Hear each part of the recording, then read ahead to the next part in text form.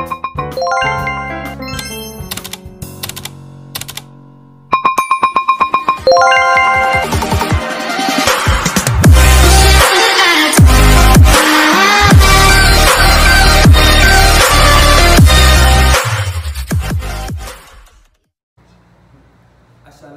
warahmatullahi wabarakatuh. Waalaikumsalam warahmatullahi wabarakatuh.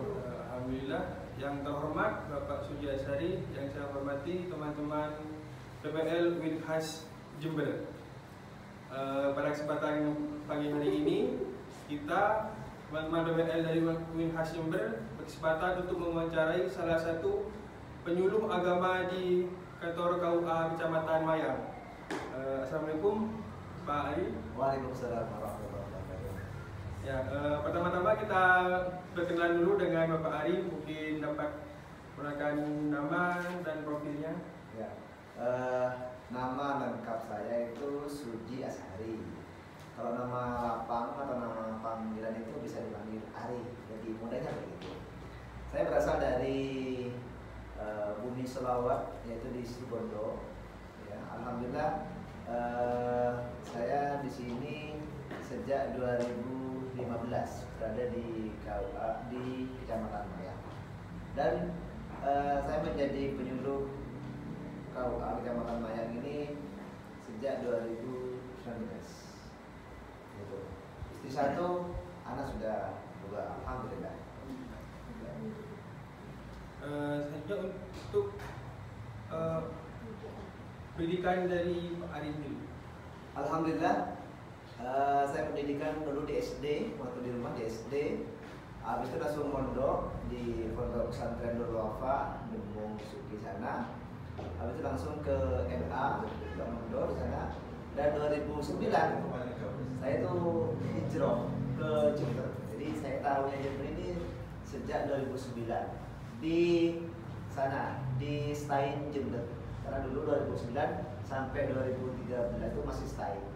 Saya masuk 2009, lulus dari kampus itu 2013. Tuh, selesai, lulus, dan kegiatan tadi ngajar di SMP 2 Mayang ini. Karena alhamdulillah tahun kemarin 2019 saya bisa melakukan studi lagi di S2 sana. 2019 masuk dan 2021 bulan September itu sudah dinyatakan lulus. Alhamdulillah.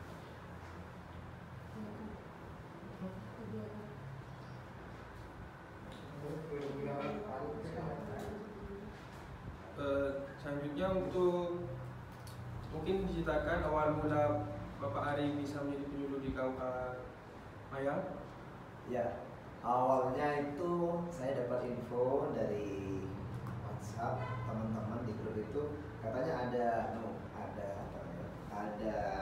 penyeleksian penyuluh di KUA Mayang, tapi daftarnya harus di Kabupaten. Akhirnya saya nyoba ikut.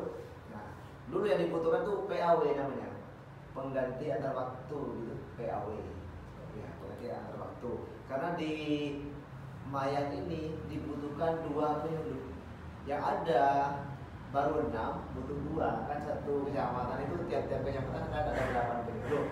Nah, di Mayang butuh 2. Akhirnya saya daftar di Kemenang itu. Yang daftar dulu itu ada sekitar 13 orang. Saya rasa saya yang paling muda saat itu. Yang lain itu pada sudah tua-tua semua. Ada yang juga sangat dewasa, bapak itu. Ada juga yang seperti kiai-kiai. Alhamdulillah yang terpilih kok yang muda ini. Alhamdulillah itu 2019 bulan Maret saya jadi Maret sampai Desember. Nanti di Desember itu saya ikut lagi, tes lagi. Nah, karena kontrak saya sudah habis. Kontrak saya itu hanya 10 bulan dulu. Pengganti PAW itu, pengganti antar waktu. 2019 itu ikut lagi, Desember itu. Nah, dimulai lagi 2020. Ini kontrak saya sampai 2024. Tuh. Beda.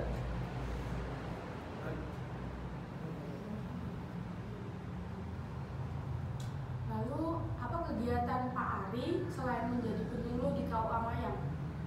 Selain jadi penyuluh, kegiatan saya sehari-hari itu dari pagi ya, Iya. dari bangun tidur sampai tidur lagi. Begitu. Iya. Bangun tidur ya saya mandikan anak dulu, bantu istri itu mandikan anak, ini nyucikan.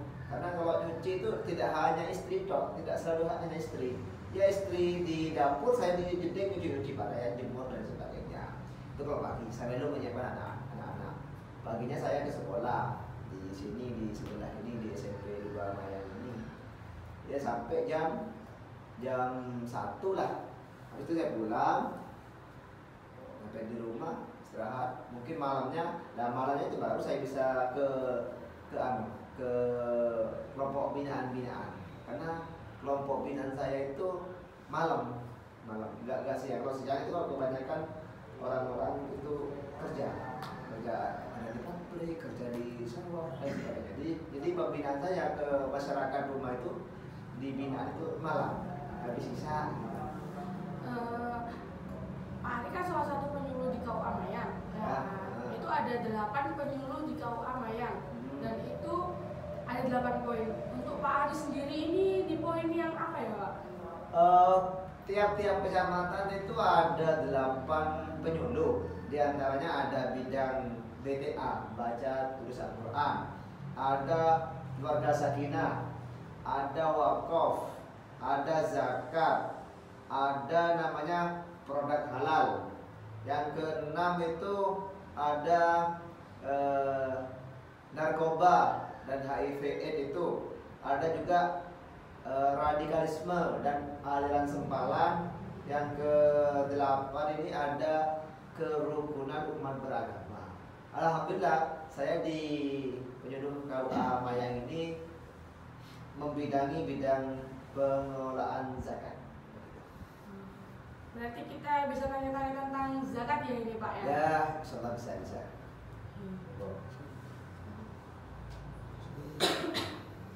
Lalu karena Pak Ari ini pada bidang zakat, mungkin bisa dijelaskan sedikit dulu tentang pengertian dari zakat ini, Pak.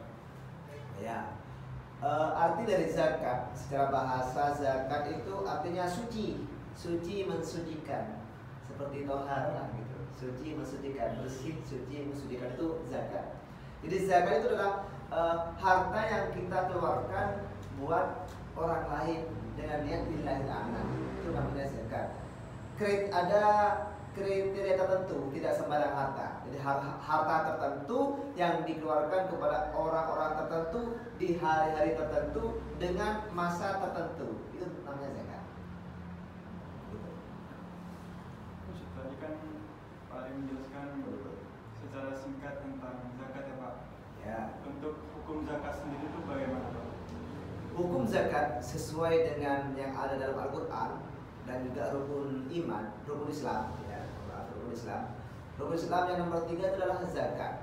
Secara otomatis zakat itu wajib bagi seluruh umat muslim yang mampu. Ya. Kalau tidak mampu tidak wajib zakat. Dalam Al-Quran Allah berfirman, Bismillahirrahmanirrahim, aqimus shalah wa atuz zakah warka'u ma'ar raki'in. Tegakkanlah sholat atau dirikanlah sholat dan tunaikanlah zakat dan rukuklah bersama-sama orang-orang yang rukuk. Jadi zakat itu wajib bagi setiap muslim.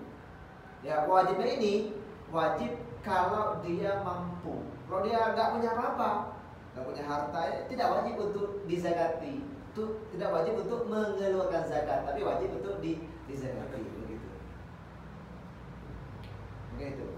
Lalu kan itu tadi sudah ada pengertian zakat, Ya. terus hukum zakat. Lalu untuk jenis-jenis zakat yang harus kita keluarkan itu apa saja, Pak? Jenis-jenis zakat yang harus kita keluarkan itu ada 2. Yang pertama itu zakat fitrih atau juga bisa zakat fitrah gitu kita mengenalnya. Zakat fitrih atau zakat fitrah ini kita keluarkan setiap bulan Ramadan. Awalnya setiap masuk bulan Ramadan, di awal bulan Ramadan, finishnya di akhir bulan Ramadan sebelum turun dari sholat Id. Nah, banyaknya atau ukurannya zakat fitrah ini yaitu 2,5 kg. Tapi alangkah lebih baiknya kalau zakat fitrah ini kita lebihkan, jangan sampai kurang. Kalau kurang sedikit saja itu sudah tidak sah, karena ukurannya 2,5 kilo.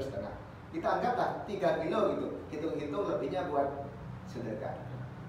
Kita ngasihkannya itu di awal bulan Ramadan sampai sebelum pulang sholat Idul Fitri. Itu namanya zakat fitrah, banyaknya 2,5 kilo atau 3 kilo. Ini bisa baik berupa uang, boleh berupa uang, berupa beras, boleh, berupa gandum dan lain sebagainya, sesuai dengan makanan pokok sehari-hari masyarakat di situ. Kalau di daerah A, misalkan makanan pokoknya itu beras jagung, tiap hari jagung dok makanannya, maka zakatnya itu juga jagung, ya, boleh jagung. Di daerah B, makanan pokoknya itu beras, padi. Jadi zakatnya berupa padi, gitu. Yang C, makanan pokoknya itu gandum, ya zakatnya gandum. Kalau berupa uang, bisa juga kita langsung memberikan kepada yang berhak, kepada muzakinya, dengan jumlah uang seukuran dengan harga makanan pokok tersebut, yaitu 2,5 kilo atau 3 kilo tersebut. Boleh, atau boleh juga ke amil zakat yang sudah dibentuk oleh Basnas. Itu kan kalau sudah mendapatkan rekom dari Basnas atau SK dari Basnas, itu sudah resmi menjadi amil zakat.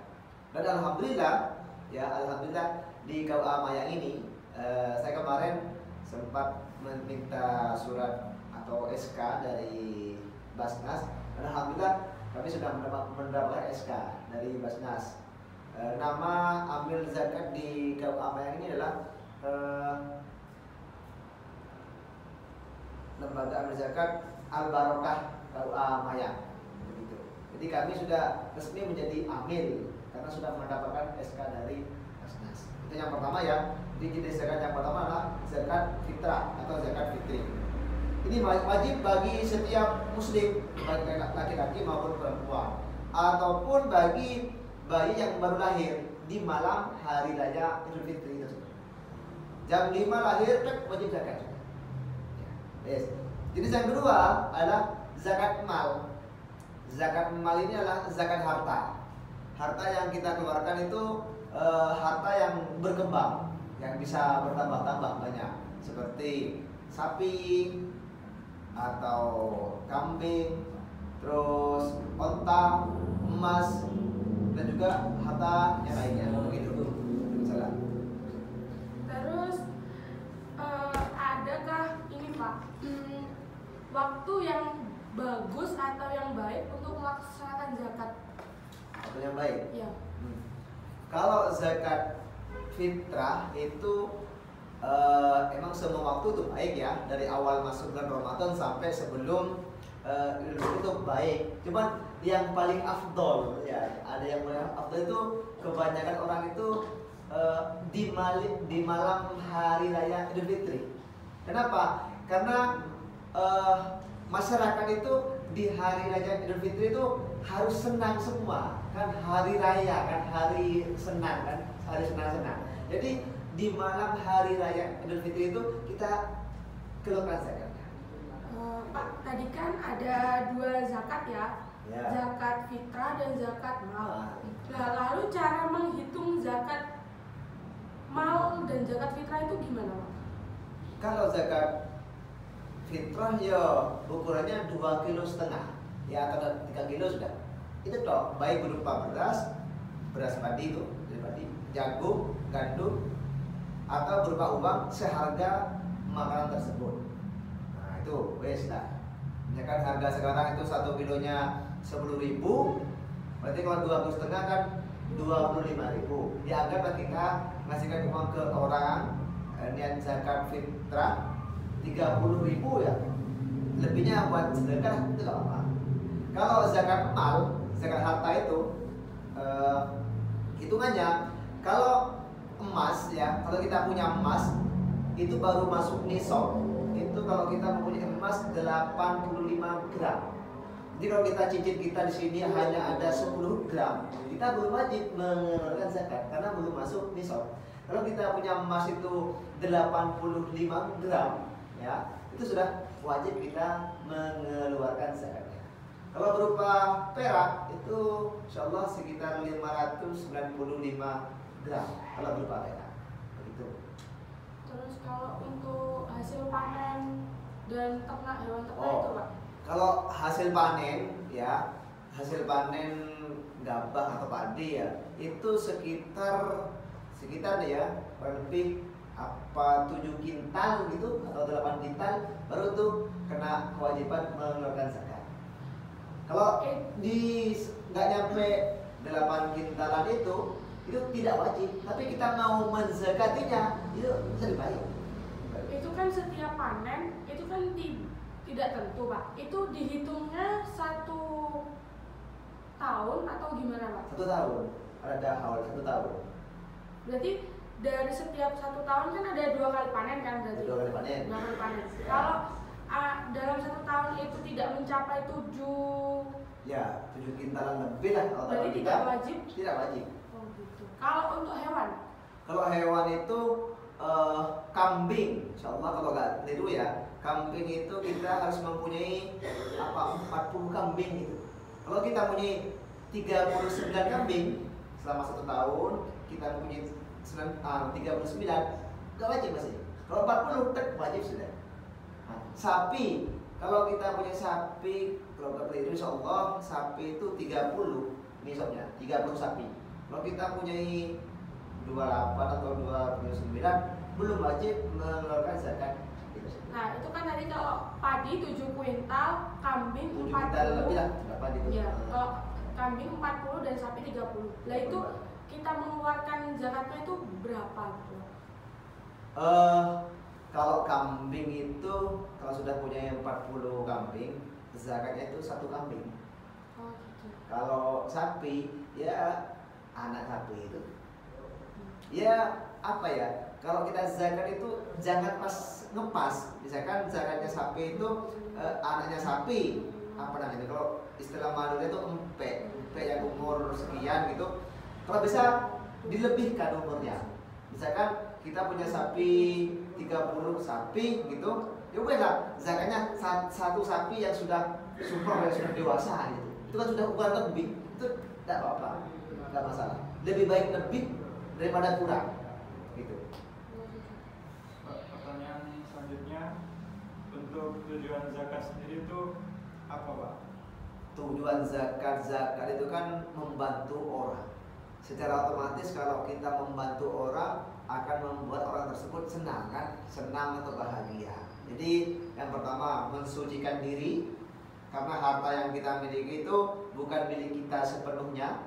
Harta yang hakiki yang milik kita sepenuhnya adalah harta yang kita infakkan untuk fakir miskin, masjid, anak yatim dan lain sebagainya. Itu harta yang hakiki yang menjadi milik kita. Kalau harta yang kita pegang sekarang itu belum hakiki, karena bisa-bisa harta yang kita pegang sekarang ini bisa menjadi milik orang lain. Contohnya kita kecelakaan karena naudzubillah, mudah-mudahan kita sehat semua, sudah menjadi milik rumah sakit harta ini, begitu. Jadi kalau harta yang sudah kita infakkan kepada fakir miskin dan lansia itu baru menjadi hak hak paten kita nanti di akhirat, begitu. Jadi yang pertama hikmah zakat itu mensucikan harta, juga mensucikan diri kita.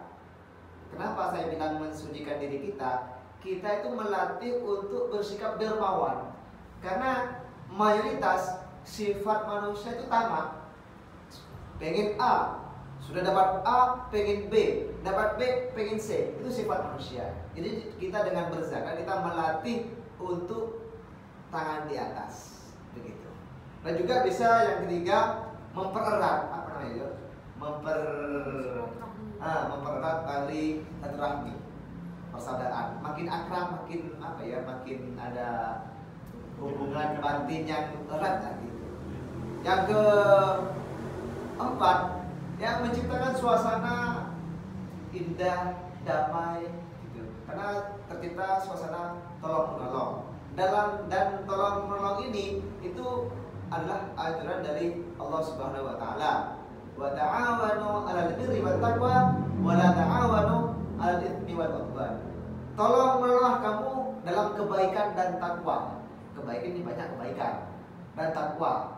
Dan jangan tolong dalam perbuatan keji dan perbuatan yang dosa lah. Mungkin itu. Baik, ini kan kita sudah diberi jawaban tentang zakat-zakat. Lalu selanjutnya saya ingin bertanya tentang penyuluh zakat di kaum Amayang. Jadi untuk penyuluh agama di bidang zakat ini tugas utamanya itu apa? Tupoksi saya itu kan pengelolaan zakat. Nah, alhamdulillah karena tahun kemarin saya sudah di SK oleh Dirjen Bebas Islam itu sebagai penyuluh LA Amayang bidang pengelolaan zakat, dan alhamdulillah kami juga sudah mendapatkan SK sebagai amil zakat. Ya, amil zakat.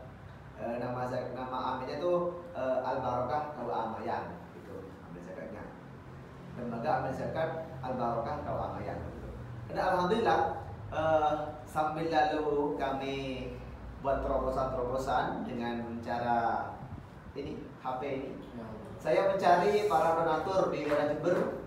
Alhamdulillah dapat dan sudah berjalan sekitar 3 tahun. Alhamdulillah. Tahun pertama saya dikasih kepercayaan oleh hamba Allah tersebut uang.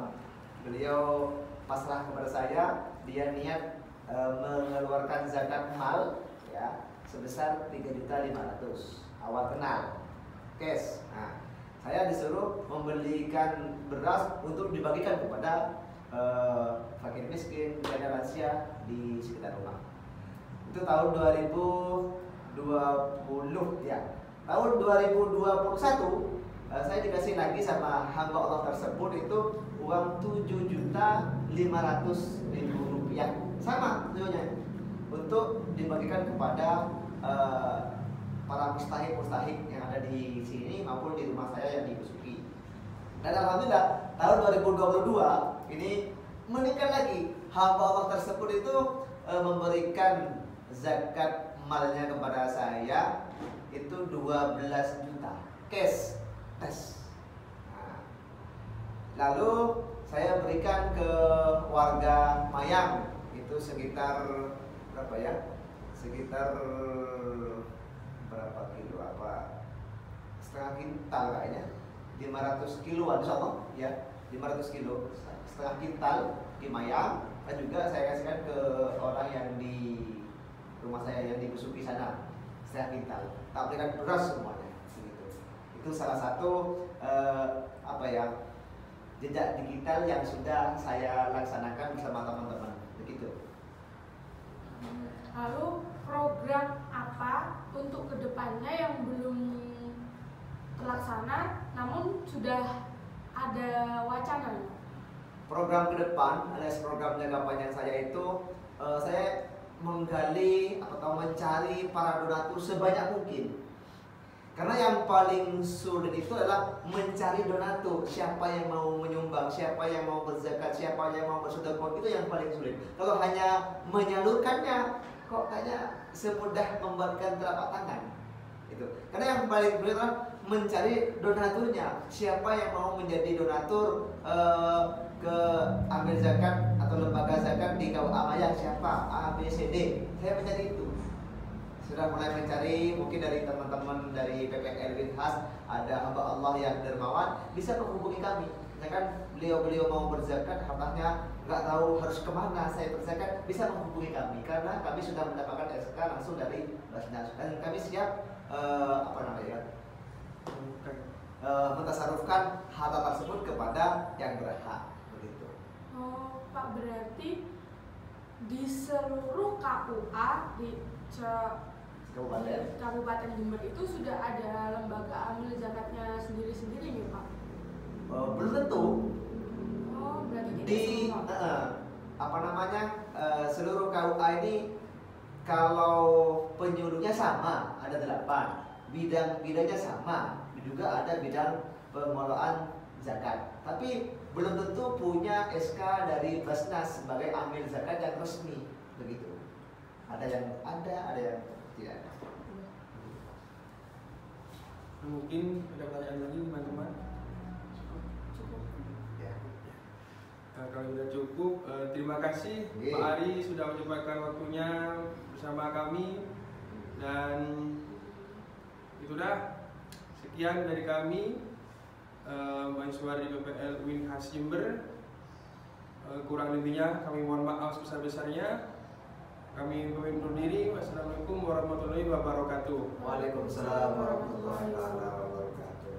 Zak, matikan.